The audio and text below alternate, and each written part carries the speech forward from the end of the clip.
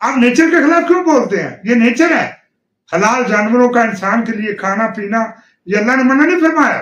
جو قدرت ہے جس نے کائنات کو بنایا یہ اس کا سب کو حکم ہے، سب کھائیں.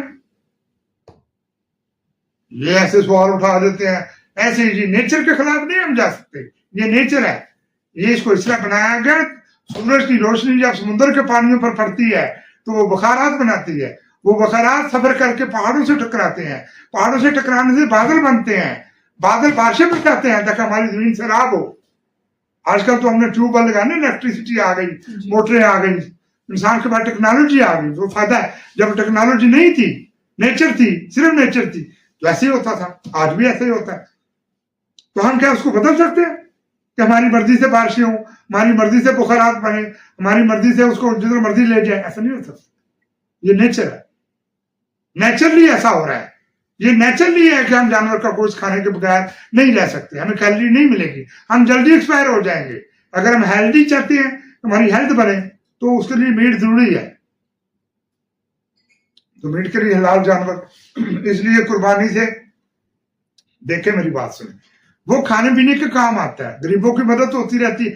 یہ تو آپ نے اس طرح بات کہتے ہو. کبھی نہ ایک دفعہ کا واقعہ کہ حضرت عیسیٰ علیہ السلام سیدنا عیسیٰ اپنے حواریوں میں بیٹھے ہوئے تھے، وہاں پہ ایک حواری ان کی عورت تھی، اس نے وہ ایک پرفیوم تھا مہنگا، کسی نے دیا تھا، گفٹ کیا تھا، اس نے حضرت سیدنا عیسیٰ کے بالوں میں لگا دیا. تو ان کے جو حواری تھے، شیر تھے، انہوں نے کہا کتنی بے وقوف ہو تم، اس کو بیچ کر کئی غریبوں کا پیٹ بھرا جا سکتا تھا، تم نے یہ ضائع کر دیا.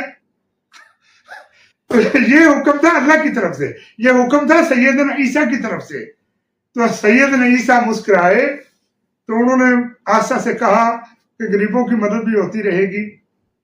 تو ان کو محسوس ہوئی، ان کے جو ان کا وہ شاگرد تھا اس کی بات کو انہوں نے محسوس کیا، اور انہوں نے اس کا یہ جواب دیا کہ خدمت ہوتی رہے گی، شاید اگلے سال میں تمام لوگوں کے درمیان میں نہ رہوں.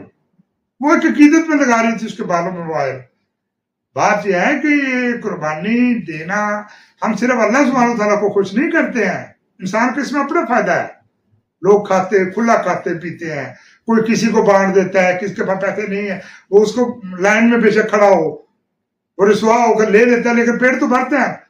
جو ملکوں کے حالات ہیں، جتنی مہنگائی کا دور ہے، تو بندہ خرید کا گوشت کھا سکتا ہے. وہ جو سوسائٹی میں رہتے ہیں وہی ہے نا لوگ. دوسرے بہت سارے ایسے لوگ ہیں جو اویلیبلٹی نہیں ہے ان کے پاس.